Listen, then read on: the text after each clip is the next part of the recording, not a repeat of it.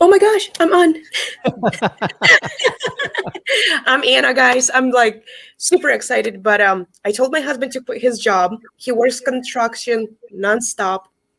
I have four questions that I need help with. Okay, shoot. Um, First question. I found out there's a title company here in my area, but it's like a 40-minute drive. Should I find something closer or should I go with What that area? company? Say What that area? again. What area? I'm in Sacramento, California. Oh, there's plenty. There's so many wholesalers in Sacramento. Just go to Real Estate Investing Group and just ask which one they use. 40 minutes is too far. Yeah, for Sacramento now. There's so many. Unless they're doing something unbelievable for you. Yeah. But No. Do you think it's a good area, like the Sacramento area for wholesaling? Is that where you live? Yes. I'd probably stick to it. Yeah. Okay. It's not my favorite, but if you're local, I would do it. Yeah, because we did driving for dollars, and I was like, oh my god. So it's not bad. People doing deals in Sacramento, so probates are really good there. I know a couple guys doing really good. Yeah. Second question. I heard another guy who also like talks about wholesaling. That's how I got into it. I was just sitting home flipping Instagram pages, and I came up across his video talking about wholesales, and that's how I found you through, I don't know, like a Facebook group or something your Facebook group. But anyways, he said that what he does is he puts his closing costs on the contract that the buyer has to pay for it. Do you always? Anybody else does. I do what I do. So no, we. Yeah. So Anna, it's Anna, right? Yes. You're gonna have to make a decision to you're gonna have to follow someone's program and try to perfect it. Like meaning you have to invoke it. The problem is if you take a little bit of everyone's program, it's just a complete recipe for disaster. This is my personal experience. You got to find someone. So number one, you got to ask yourself, is this person actually do wholesaling today, or do they make a majority of their money from coaching? The reality is most of the people you're going to see on the internet, it's 95%. Nothing wrong with that. I'm just saying, I'm just follow someone's program. We don't do that. Most wholesalers don't do that. That's But everyone does. Do you offer to the seller to pay their closing costs, or you don't offer that? We do offer the seller that. Yes. Okay. You do. But on every contract, or just some of the houses? Every single one. So the buyer's going to do it. Yeah, the buyer's going to pay for it anyway. So it's a moot point. It's not even a selling point.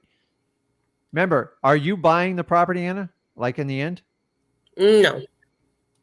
So discussing the closing costs is kind of a moot point. Like it's not an accent we do in wholesaling because it's kind of irrelevant, especially when you start off on it. So that's almost the truth. So just right. Yeah. It's someone who's using that as a sales tactic.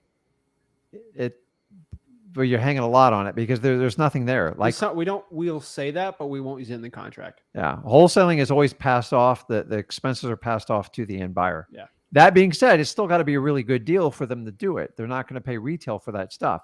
You leave money in it. There's plenty of money for you to make. The end buyer's like, yeah, it's no problem. They're used to paying for closing costs when they do that. So have you gone through freewholesaling.com? I am looking at the courses because I started like 3 weeks ago. So I'm trying to catch you here and catch you there and catch you everywhere. Go to freewholesaling.com.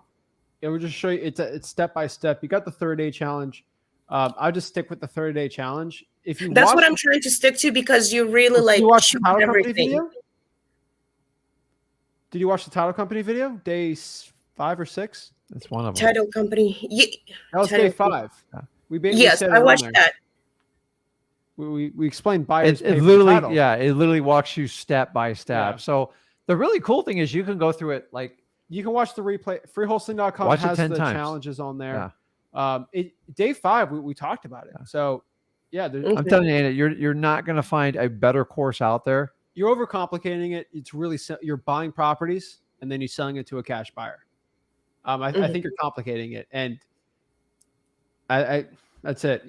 Nothing wrong with it. Yeah, you're just complicating it. You're trying to find different ways to like reinvent the wheel here. I'm just telling you, like, do what works. The idea is to put money in your bank account to solidify your belief in wholesaling. And then as you make money, if you want to kind of go off course, you can, but that's when a lot of people get in trouble. It's like, all right, Anna, have you ever made a peanut butter jelly sandwich? Oh, I do love those. Yeah. So you tell me, here's the problem. You're like, what bread do I need? What type of peanut butter? What jelly? It's like, you're just going into like, I'm just freaking out because my husband's quitting his job to do this. Like, I mean, we have Airbnb business that we do. I sublease the properties, but Anna, why is he quitting his job? I never told you to do that. Because I told him to. Why did you tell him? Where'd you get that information Because I want from? to. Because I'm kind of a person who takes risks, and I want to go with it like totally like.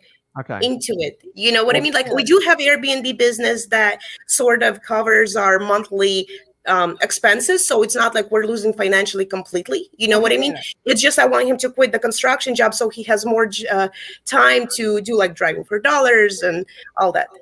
But Anna, all right. So he's your husband, right? Yeah. You like spending time with him, right? Yeah. We do everything together. So would you tell him to quit his job to spend more time with you? No, right? Yeah. Like you like no, but like then no one's gonna pay the bills. So the question is like you like spending time with him, but like obviously it's not gonna be good if he quits his job for that. So you gotta like it's like when you go to a store, are you going 150 miles an hour? No, right? Like, you get there faster, but there's too much risk. Did he already quit his job? No, his 20th is his last day. But again, I'm trying to explain to you, we run Airbnb business. So it's not like he's quitting his job where we're like, don't have any income. You know what I mean? Yeah. What's his opinion on wholesaling? I've heard yours. I know you're in. Actually, he knew about it a long time ago, and I almost killed him when he told me that he knew all about it. I'm like, why didn't you tell me earlier? Well, he's got to go into it. Yeah, he's got to share the same excitement level as you do, though. Like you can't, guys. I'm here to tell you, man. I've been married a long time, 25 plus years. You can't just drag your significant other into it. They've got to be as excited, if not more than you, because there's nothing worse than dragging someone if they don't want to do it. So just make sure like he wants to do it in. We are divided in our family in a way. He's more like a computer guy, and he has no English language. He only speaks Ukrainian, basically.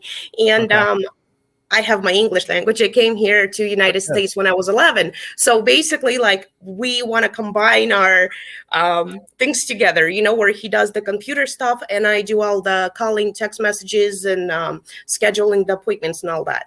Okay. It doesn't take English proficiency to pull lists, find ugly houses. No, it doesn't. But that's fine, you know. Don't complicate it. Like, do the stuff we're telling you to do because it works. If you're gonna try to take pieces out here and there, it'll be brutal. So like, this is a great video for you. Yeah, I showed you how to do government lists, right? You're already driving for dollars. You're on the right path. I think you're good to go. You know, I don't think there's any issue. I just got to go. You know, that's it. Can I ask one more question? That was my husband's question. Yeah. All right. When he does batch leads, what he told me is that he cannot text a lot of messages because they're asking for his LLC EIN number. Yes. So basically, for us to do like a lot of text messages sending, we need our LLC. To a point, it's with the new 10 deals. I don't want to get like act. He's a computer guy. He'll understand it. I did a video on it. If you message me, I'll send you the video. Explain it. Basically, the carriers are going after batch and everyone and saying, unless you're registered as an LLC, we're not going to send it in the right way. You have two options. You can do a toll-free number, or you can basically not do it or use your EIN. Just be careful. There's some services that go around that. Message me and I'll go help you out with it. Where would I message you? Facebook. Okay, we'll do that. Perfect. All right, awesome. Thank you so much. Did she say she had 4 questions? Yeah, that was all 4. Okay. All right, beautiful. Take action. Oh, no, you are right. All right. When Rick was going over the contract, I think he missed number 8. I know it's probably really stupid, but I just want to double check because English is my second language. Number 8 on the contract, it says this contract is assignable by the buyer. So basically, is that just stating that, letting the owner know that I'm going to assign this contract to somebody else? You can. See, that's the thing about it. It gives you permission. You can. It just, it gives you permission. So it's not saying you are. Somewhere in the contract, you have to have permission to make it assignable. I've seen sometimes people say this contract's assignable. That's good enough to suffice. Okay. So it has to be on there for you to give that to a title company to assign it. So that's why we kind of put it in there like that. It doesn't mean you're going to assign it. It means you have the right to assign it. Make sense? Oh, yeah. Okay. Thank you so much, guys. I appreciate all of your time and all of your help. Beautiful. Good luck with everything. We'll talk to you soon. Thanks.